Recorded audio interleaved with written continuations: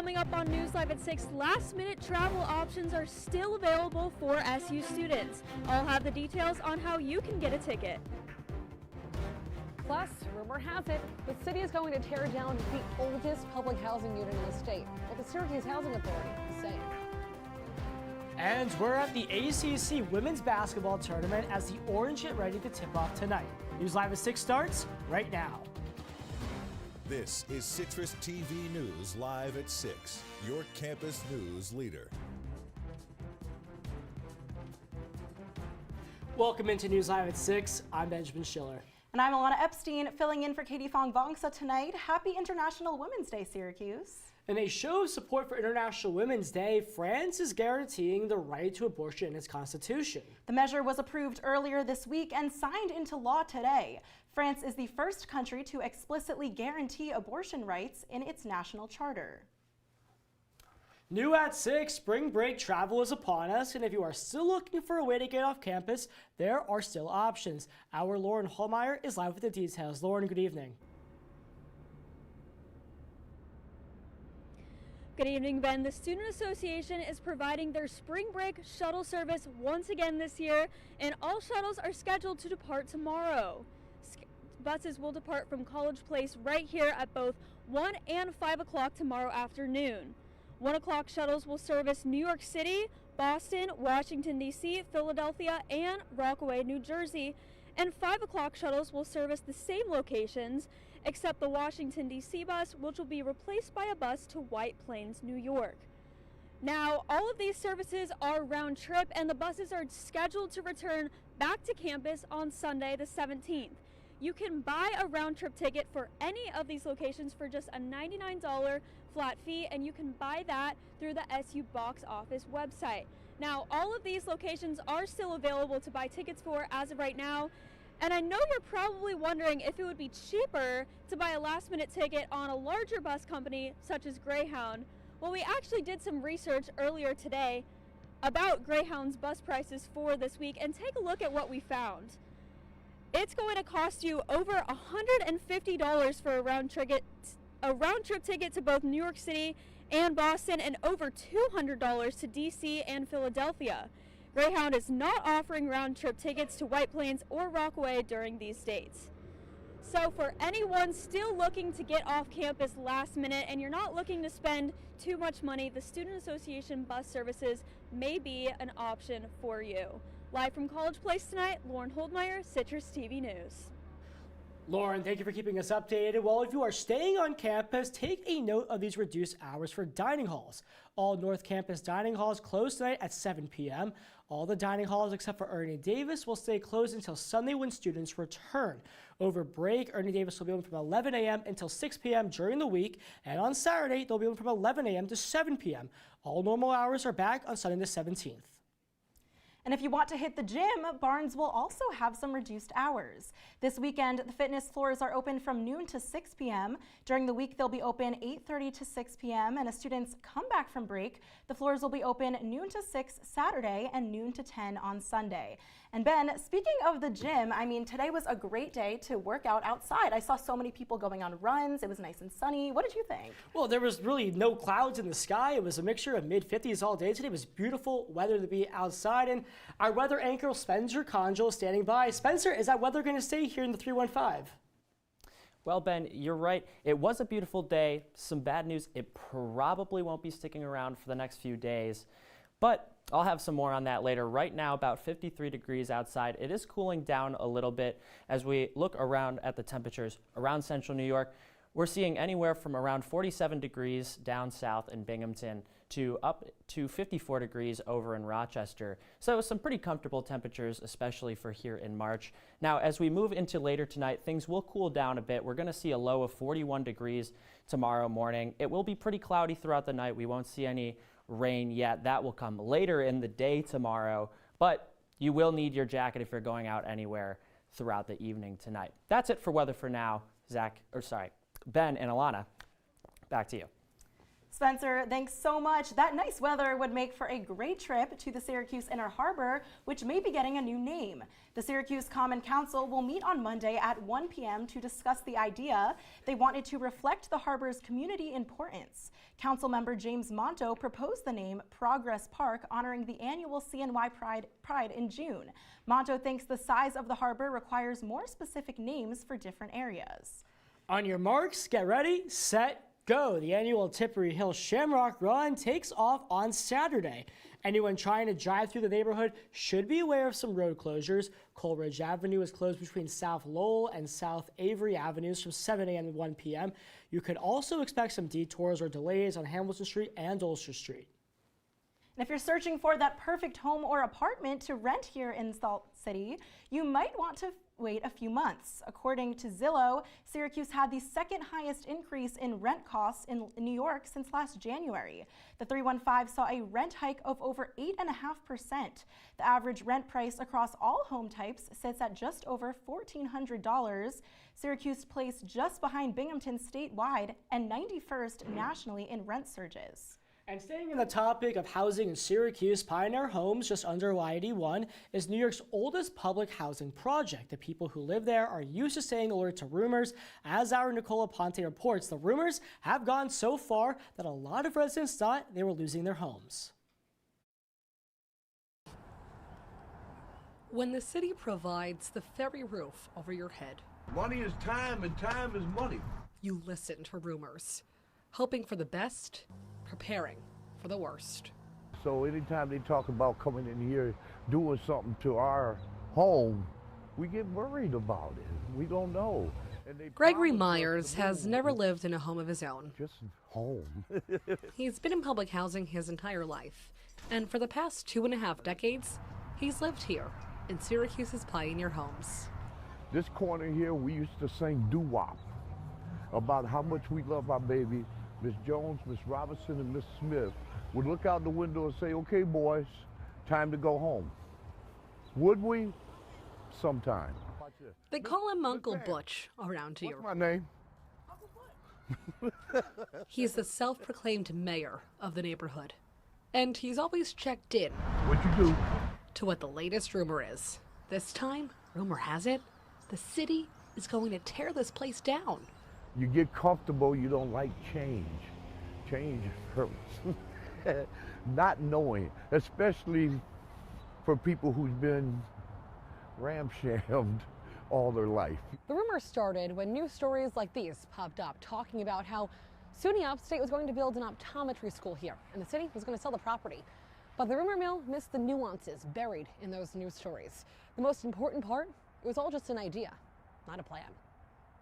The way the facts rolled out, it really gave the impression that there was some kind of a deal cut, contract signed, and these houses were going to be replaced, and there was no accountability for the existing residents, which was probably the furthest thing from the truth. Syracuse Housing Authority's Bill Simmons says he visits Pioneer Homes nearly every week. This is what exists currently. No matter how many times he tells people here they're not being tossed to the curb, the rumors have spread faster than his reassurances. And I don't get a dime from the federal government unless the federal government, approve of my plan as to what happens to these residents, what happens to them in the short term, and what's going to be here for the long term when they come back. Because it's public housing, the residents will always have a place to stay. These tenants are well protected with their rights to return to this property. After we spoke to Simmons, we went back to tell Uncle Butch the good news. The rumor mill was wrong, but he already heard. They just said, no, they killed the idea that it ain't gonna happen. When you don't own your own place, and you can't control your own destiny, I know it. you live your life trusting what you hear My cousin. through the grapevine. In Syracuse, Nicola Ponte, CitrusTV News. Simmons tells us he's been working on an $800 million revitalization plan for the homes. It'll take about a decade to complete. Controversy stirring between two local pot shops. Liverpool's TJ's Cannabis Company is suing the New York State Office of Cannabis Management. The marijuana dispensary is seeking legal action after the office allowed a competitor to open just 12 minutes north in Clay. Raven Dispensaries plans to open in the Market Fair Plaza this weekend. TJ's requested the spot before they opened in December, but were denied. Instead, they opened in Long Branch Park Plaza, which TJ says draws significantly less business. Coming up on News Live at 6, Biden's biggest speech yet leads to some combative nights on Capitol Hill. Luke Radel has those highlights from the State of the Union. Plus, another push to ban TikTok. Why this time Congress might come closer to kicking out the app.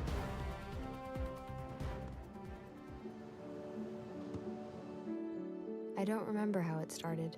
Go to that. Our back and forth. It always came back. Dad! You probably don't remember what you told me. That was perfect. But I heard every word.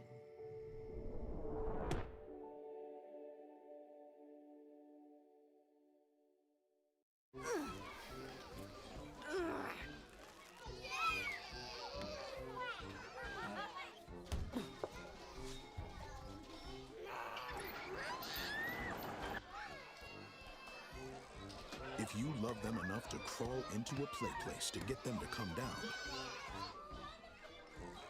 then surely you'll check nhtsa.gov/the-right seat to make sure they're in the right car seat. It's a beautiful day out here. Sunny today with light breezes, giving way to clouds in the afternoon. We could see some light precipitation to moderate precipitation later on, followed by powerful storm-like conditions. 90 miles per hour winds are expected. Authorities are asking everyone, stay indoors. Come on, that's it. Let's go.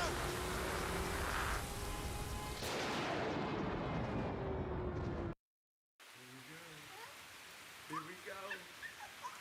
We're gonna go out there in the rain. Gonna get wet. All right, here we go.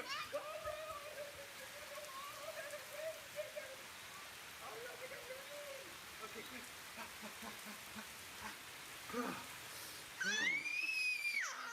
Oh yeah, yes. So much fun.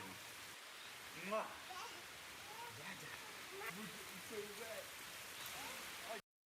If you see news happening on campus, in Syracuse, or across the nation, call the CitrusTV newsroom, 315-443-1177, or tweet at CitrusTV News, your campus news leader. Welcome back into News Live at 6. President Joe Biden went to Congress last night for his State of the Union address. Members of Congress, the Supreme Court, and the Cabinet gathered in Washington for the big night. Our political reporter, Luke Radel, has the highlights. Ben and Ilana, he shall from time to time deliver information to the Congress regarding the State of the Union. That line from Article 2, Section 3 of the U.S. Constitution set up the annual tradition on display last night in the nation's capital. Mr. Speaker, the President of the United States.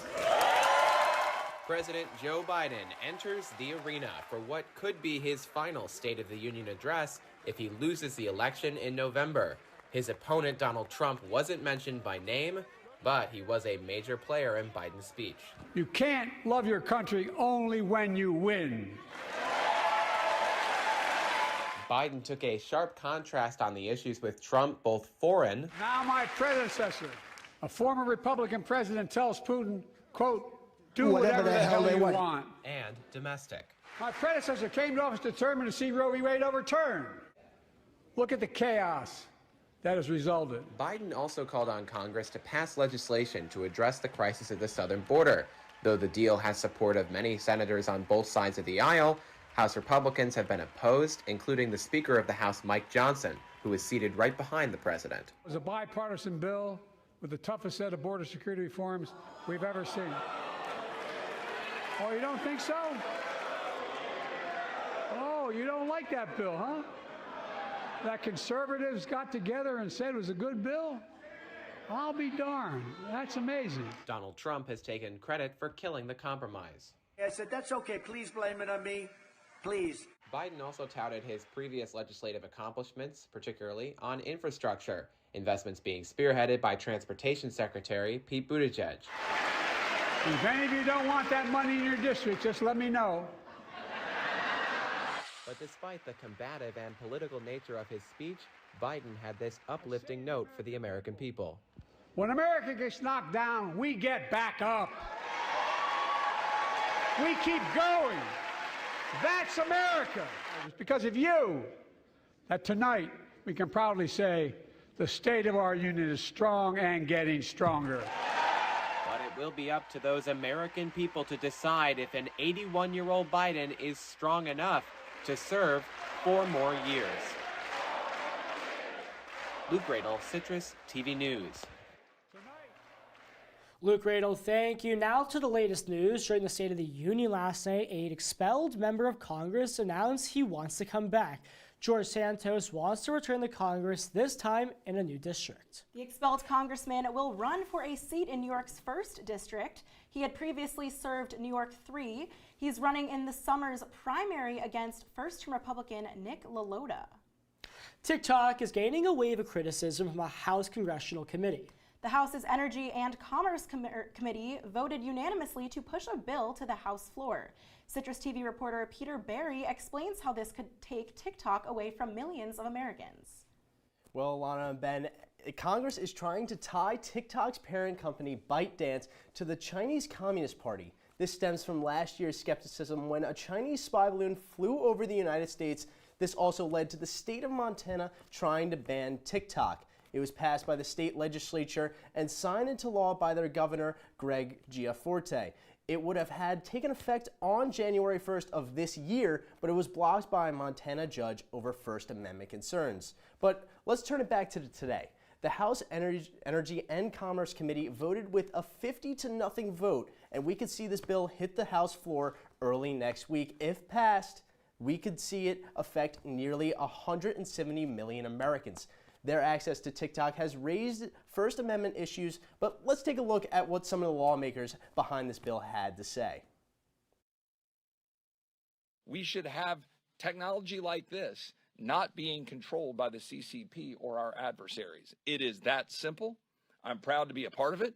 I'm unapologetically a part of it, and we're just getting started. The irony of the CCP claiming to stand up for Americans' First Amendment rights is definitely the joke of the century. They seem to have forgotten that they not only steal Americans' data, violate their Fourth Amendment rights regularly, but also violate Americans' First Amendment rights daily. Now, if you take a look at your screen, TikTok has a statement which calls on their users to start calling their local congressional representatives in an attempt to stop them from taking one of their favorite social media platforms off the App Store. But first, we will have to see if this bill can stand the test on the House floor. But from TikTok to weather, Spitzer, what is it looking like? Well, after the break, I'll have your full 5-day forecast and a look at the weather around the United States. Stay with us.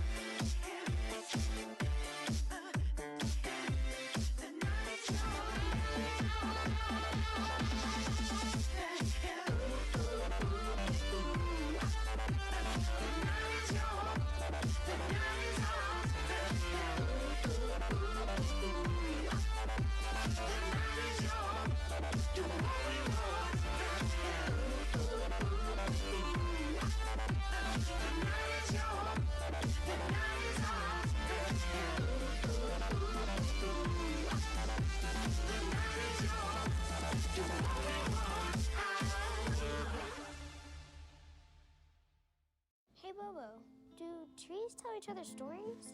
I'm sorry, I'm afraid I don't know that. Hey, why don't we go find out? Listen. Do clouds take naps? I couldn't tell you. Dad, do stars visit their friends? Look!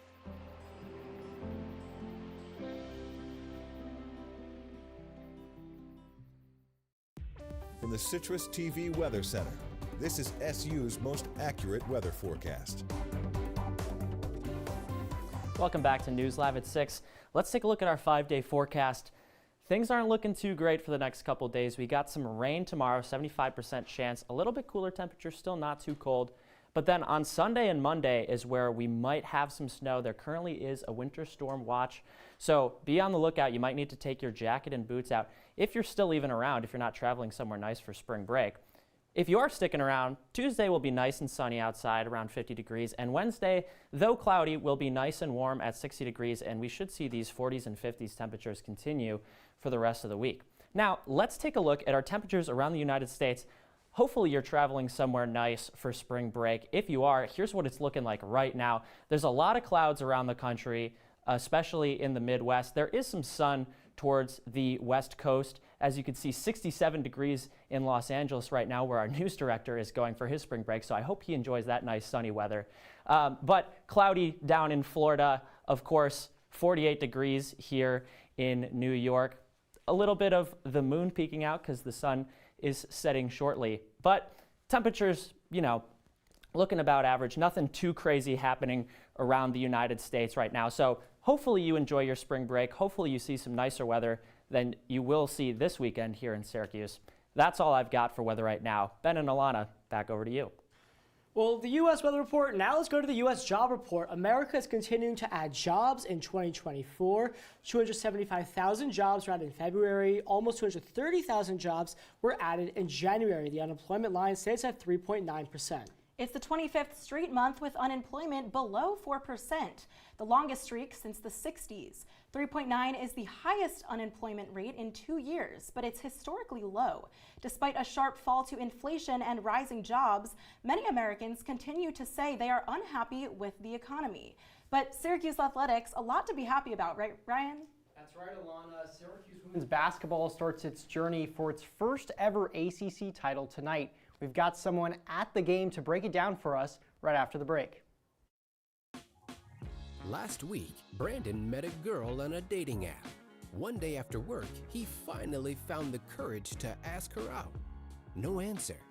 He started to panic. Was he being too pushy? Maybe it was too... Hey, sorry I didn't respond. I was driving. I would love to go on a date. How does tonight sound? Brandon tried to play it cool, but inside he knew. A girl so smart, so responsible. She must be a keeper. I see you mobbing over her. Let's go. Let's mob. Let's crawl. Let's crawl. Let's crawl.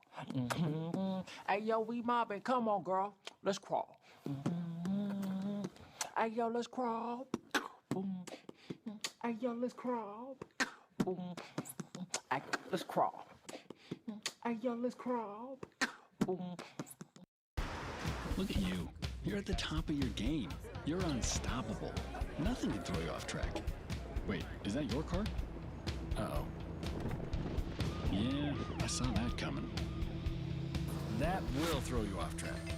You're looking at around 10 grand in fines, legal fees, and increased insurance rates. Let's try this again. Smart move. Because buzz driving is drunk driving. You quit smoking and thought, that's that. But here's the thing about lung cancer. By the time you see the symptoms, it could be too late.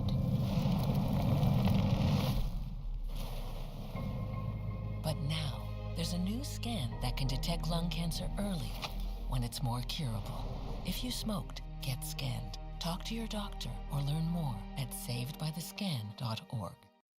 And now, your CitrusTV Sports Report. Syracuse women's basketball begins its postseason tonight. Welcome into sports, I'm Ryan Bridges. It's 3rd seed SU against 6th seed Florida State in the quarterfinals of the ACC tournament. And for more on the matchup, we send it to Ian Nicholas, who's right outside the arena to give us a quick preview on the game. An hour away from tip between the 3-seed Syracuse and the 6-seed Florida State. Here's what you need to know. For the Noles, down low, KK Timpson dominates. 22 points and 13 rebounds yesterday against Wake Forest for her 16th double-double on the year. Yeah, that's an FSU program record. But the matchup that everybody wants to know about, Deasia Fair for the Orange and Tanaya Latson for FSU. Latson is the best sophomore in the country, and Deasia Fair hit 9 threes, an SU program record, when they beat FSU back in January. It'll be a fun one. All right, Ian Nicholas, thanks so much. Tonight at 7:30, Syracuse going for its first ever ACC title, but they've got a couple games to win, and the first one is against Florida State. These two teams have played each other one time this season. Syracuse won at home, 79-73. Follow Andrew Della Piana at Deli_5 on X for all live updates. And now switching over to the turf. Number 9 Syracuse men's lacrosse is the only team in Division I that has not played a game away from home. That changes tomorrow when Syracuse plays number 2 Johns Hopkins in Charlotte, North Carolina. Orange head coach Gary Gait thinks his team could benefit from getting out of the 3-1-5. I think it actually gives us more time to focus and be prepared. You know, that's the beautiful thing about going away on the road. Everything you're doing is about the game and preparing for the game, whereas you play at home, you meet, then you go back and do your work or do schoolwork and maybe stop thinking about it for a bit. But when you're on the road, it's 100% across, you know, so. Coach Gait and his team will certainly need to be locked in. As I mentioned, Johns Hopkins, the number 2 team in the nation, they just took down Virginia 16-14, and also Syracuse is just 1-13 against top 10 opponents with Gary Gait as their head coach. Follow Luke Burgess at BurgessLuke03 on X for live updates throughout the entire contest. He'll have the coverage on the men's side of things. But speaking of lacrosse away matchups from home, 5th-ranked Syracuse women's lacrosse takes on Virginia Tech tomorrow at noon. SU is coming off a heartbreaker inside the Dome against 12th-ranked Stony Brook in overtime, but they're playing a Virginia Tech team that's gotten blown out this season by ranked opponents in number 4 James Madison and number 1 Boston College. Guys, that's it for me in sports. Back over to you. Ryan, a busy week for athletics here in the 3-1-5. When we return, Spencer Congel has your wake-up weather. We'll be back in just 2 minutes. Welcome to my house. Lately, not my happy place. Everybody's pretty tired of each other. The parents were not themselves. My little brothers were morphing into small creatures. The walls were closing in. Clearly, a case of too much family, too close, 24/7. And there's a lot of that going around right now. If this sounds like your house, try going someplace new. YourLifeYourVoice.org. You'll find lots of ideas to help you handle the family stresses of being confined to close quarters. YourLifeYourVoice.org. It might not get you out of the house, but it could help you find a little more breathing room.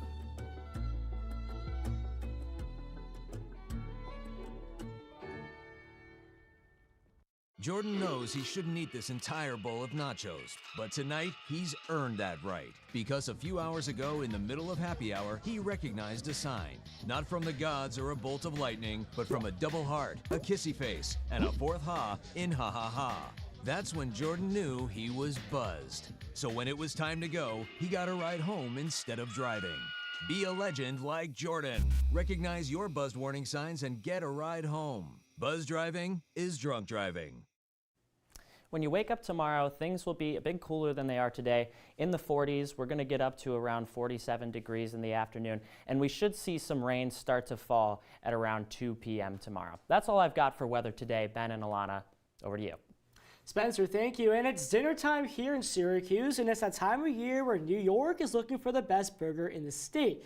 Voting is now open for the New York Beef Council's annual Best Burger competition. You can share your favorites until April 1st. Local pub Ale and Angus has won the competition 7 of the last 8 years.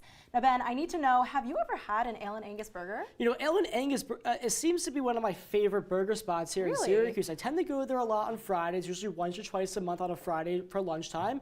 It's kind of a diner vibe there, not really like not really like a nighttime restaurant, like, you know, the Hop Spot's a good nighttime restaurant. But the Ale Island Angle Smokehouse Burger with the beef brisket. That sounds amazing. Bon appetit. I'm not the biggest burger fan, but if the burger is really good, I will try it. And a lot of people are saying that place is really good, so maybe we should go together. I highly recommend it. I mean, they bring home the hardware every year, and they truly deserve the hardware. We'll definitely try it. Anyway, that's Citrus TV News Live at 6 for this Friday. Don't forget, you can follow us on X and Instagram at Citrus TV News. Now for the entire Citrus TV News team, I'm Ilana Epstein. And I'm Benjamin Schiller. Have a great night, Syracuse.